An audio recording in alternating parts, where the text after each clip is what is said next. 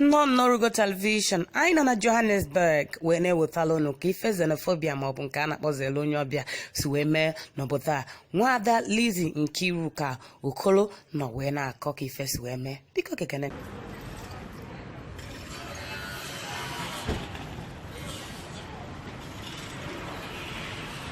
About 522 Julie Street, Malvern, Johannesburg, South Africa.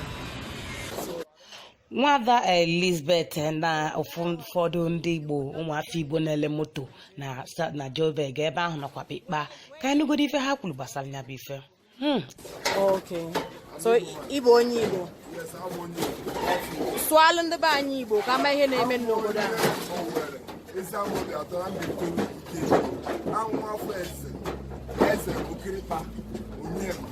Family n'ezie ama obia after our member okay ngwa kọwalụ m ihe eme afọ m na agbati moto ndị a ọkụ so kedu ihe na-eji wee gba moto ndị a ọkụ on Sunday guys who can not say na actually Xenophobic ndị obodo na-asị anyị na on Saturday ha na-agafe na-asị anyị for sec go Nigeria go. And then Samuel is going to be serious. Orugo on Sunday night around 8 o'clock, 8:30. And there's a 2,000 man also now. Only over and now, boss. Only over and now, boss. I met you where I had there. I am boss. So before I return on boss, I'm gonna have to walk back. Four glasses.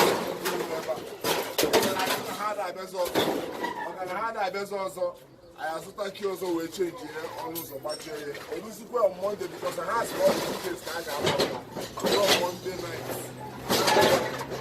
The whole night here.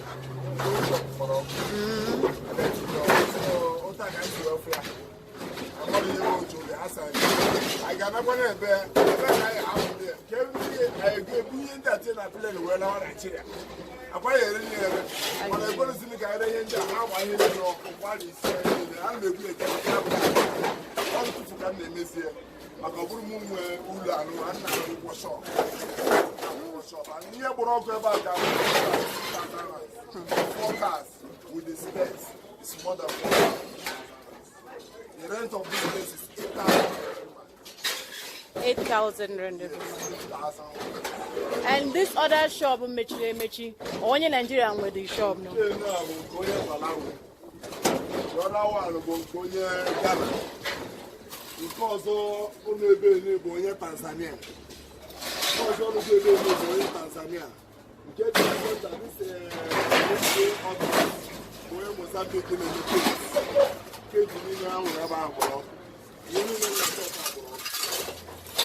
Okay, so Eba Mechi, one of the places, one of the car stand on in Nigeria, about Ife nke a bụ ife mwute anyị na-asị ka Chineke nna we nyelụfa aka onye ọbụla bụ ndị nwere mmadụ na South Africa anyị na-ekenekwa len onye mma onye nke nyegala aka wee bunatacha ndị be anyị tọrọ atọ mana anyị na-ekwusi biko ọzọ emezina